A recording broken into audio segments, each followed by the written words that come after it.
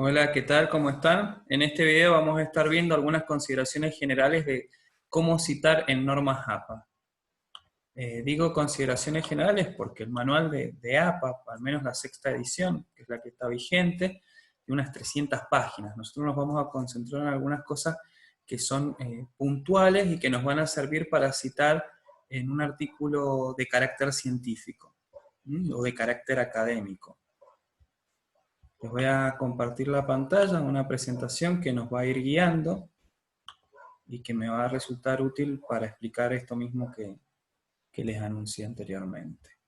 Bueno, en primer lugar, nos preguntamos qué es lo que es citar, ¿no? Bueno, una cita implica traer a colación algo dicho por otra persona. En este caso, un autor sería, ¿no?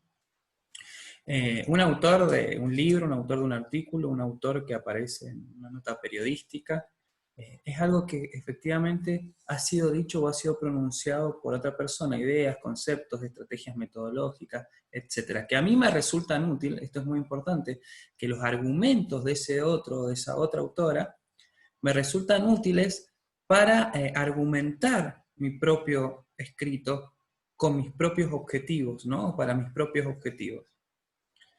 ¿Para qué es útil citar? Bueno, para enmarcar, para ejemplificar, para interpretar, para describir, para explicar, ¿no?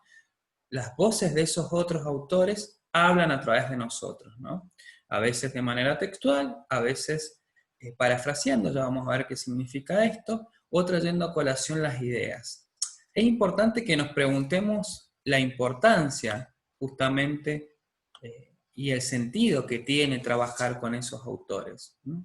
Nos han permitido hablar y expresarnos, no es justamente citar por citar, ¿no? Hay que evitar ese collage, un mosaico de citas, hacer un Frankenstein, no, por el contrario, cuando escribimos un texto es necesario que exista coherencia, cohesión y adecuación.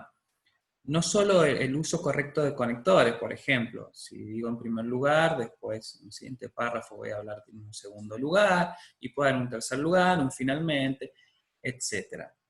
Sino que tiene que haber un texto encadenado y que estas citas, que a mí me han permitido efectuar mi texto, tiene un sentido, existe una progresión, existe una cadencia, puedo recapitular y volver a traer esas ideas. Es un texto que es compacto, que fluye y que no es, como les decía más temprano, un Frankenstein, ¿no? No es que hago un mosaico de citas y para rellenar el texto y dejar que parezca un trabajo académico, pego por pegar, ¿no? Y finalmente, bueno, tiene que haber un tono adecuado. En ese sentido estoy pensando para quién hablo, ¿no? ¿Quién es mi lector? Bueno, las normas que vamos a seguir, como les dije, son el formato APA. Existen otros formatos, ¿no? Pero nosotros nos vamos a ajustar a las APA, que tienen su origen en el año 1929, si no me equivoco, bien.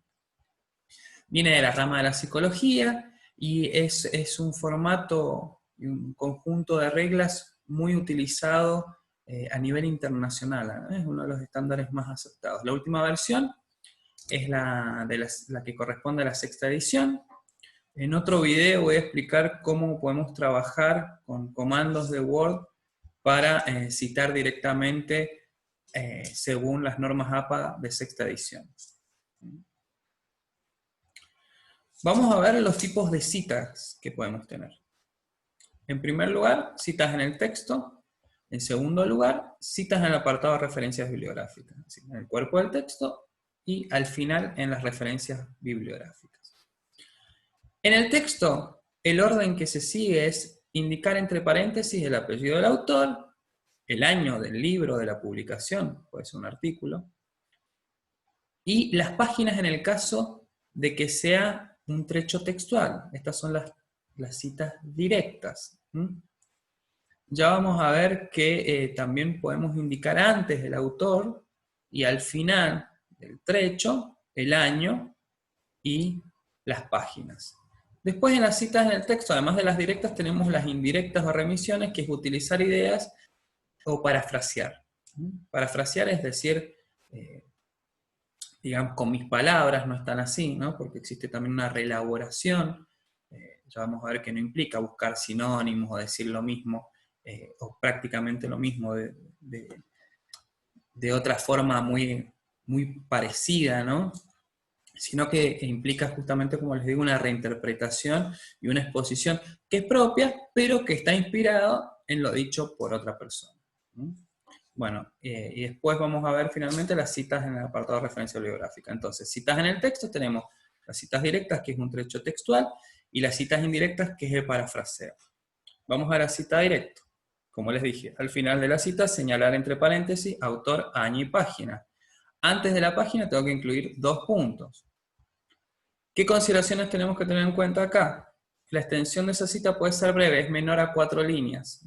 Por ejemplo, este ejemplo que está acá tiene 3. En este caso, va a continuación del texto que vengo escribiendo. Por ejemplo, ya que, abro comillas, copio la cita textual, cierro comillas, e indico con paréntesis, años y página.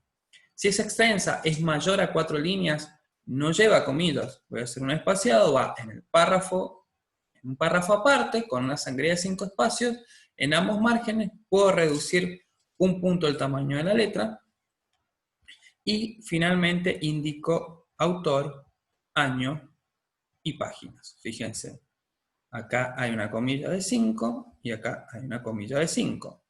Perdón, una sangría de 5 y una sangría de 5. Este texto no va entre comillas, va en un párrafo aparte y, como les dije, con un punto más chica la letra. Fíjense que este texto es más chico al de que dice por ejemplo.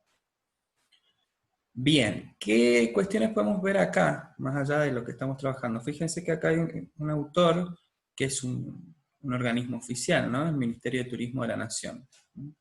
Esta nomenclatura se explicó en algún momento en el texto, y dijimos que el Ministerio de Turismo de la Nación se va a expresar con estas siglas en mayúscula. ¿Qué otra cosa podemos ver acá? 2012A, ¿qué quiere decir esto? A ver, que tenemos más de un documento de 2012 de este organismo, que es el Ministerio de Turismo de la Nación. Entonces hay otro, puede ser un plan, un manual, que va a ser 2012B. Y el 2 es la página. ¿Qué otras cosas podemos tener en cuenta? Bueno, el número de autores. Estamos viendo la extensión, ahora el número de autores. Si tenemos un autor, es el ejemplo que vimos recién, ¿no? Esto aplica tanto para citas breves como extensas. Si tenemos 2 autores, por ejemplo acá del S. Guattari, ponemos los 2, el año y la página.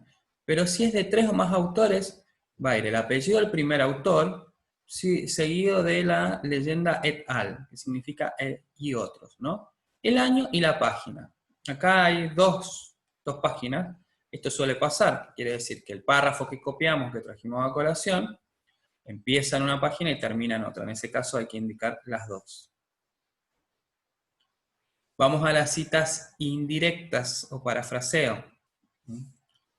Mencionamos un concepto o una idea del autor, pero a partir, como les dije, de la propia elaboración. No lleva comillas, ¿no? Acá hay un ejemplo que traje, incluso lo sacado de mi tesis doctoral, que estoy trayendo a colación un concepto de Le Texier, que es que la eficiencia es el principio general característico del periodo de la administración científica y del taylorismo, ¿no? En ese caso no lleva comillas, pero indico el autor y indico el año. En determinadas situaciones, si quiero orientar mejor al lector, puedo poner las páginas también, ¿no? También podría haber puesto en el cuerpo de esta reinterpretación al autor, de manera tal que, por ejemplo acá, poner que, como señala Le Texier, abro paréntesis, 2016, fue la eficiencia en las fusiones de trabajo. O sea, no pongo el autor en el párrafo, sino que lo integro en la redacción.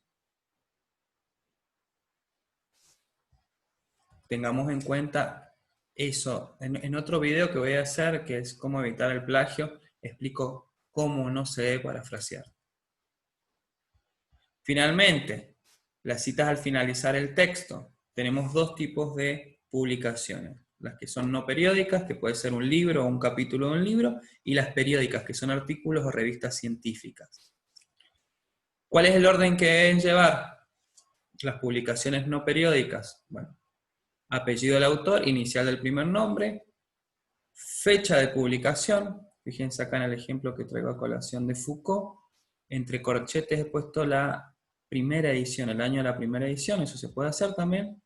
Después, el nombre o el título del libro, esto va en cursivas, sería vigilar y castigar, nacimiento de la prisión, la ciudad donde se editó y la editorial.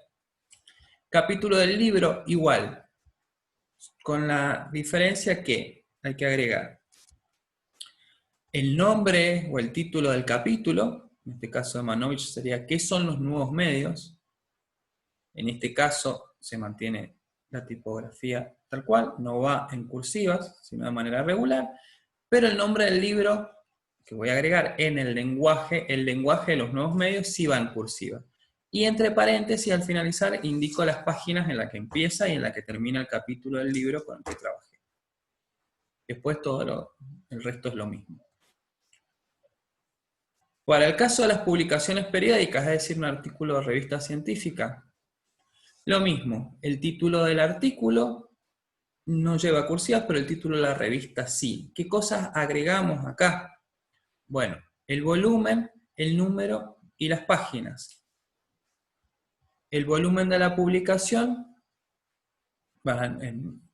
con un número que ustedes lo van a identificar cuando descarguen o cuando trabajen con una revista científica. El número de la publicación va entre paréntesis, esto al finalizar, luego el nombre de la revista, siempre entre comas, y por último agrego las páginas, porque en esa publicación no periódica se han también publicado otros artículos, entonces están paginados, ¿no? Algo muy importante es que la bibliografía que se indica al finalizar, la única que se incluye es la que se trabajó en el cuerpo del texto, ¿no? Las obras efectivamente citadas. De lo contrario no tiene sentido. Otras consideraciones que creo que son importantes, incluir dos al menos, de citas en el texto. Los testimonios de las entrevistas, en este caso, trabajamos igual que con las citas directas, es decir, con los trechos textuales que hemos traído a colación de otro autor.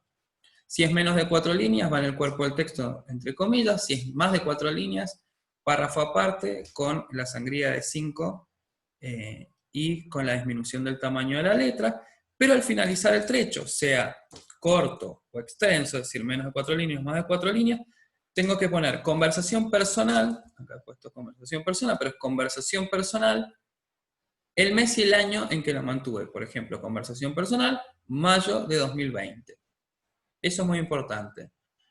Y por último, las citas extraídas de un sitio web, blog, en el caso que sean textuales, van entre comillas, de la misma manera.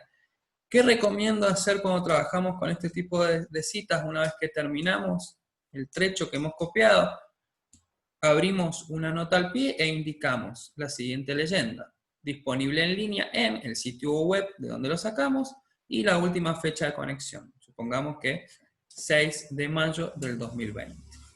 Bueno, con este video doy por finalizado las indicaciones, como les dije, que creo que son más importantes al momento de citar con normas APA. En el próximo video voy a estar indicando cómo podemos trabajar con comandos y funciones de Word para citar directamente, no tener que hacerlo manual, que por defecto el software me ordene la cita, ajustándonos a las normas APA en este caso, y en otro video voy a hablar de cómo evitar el plagio o por qué es importante citar. Muchas gracias, nos vemos en la próxima.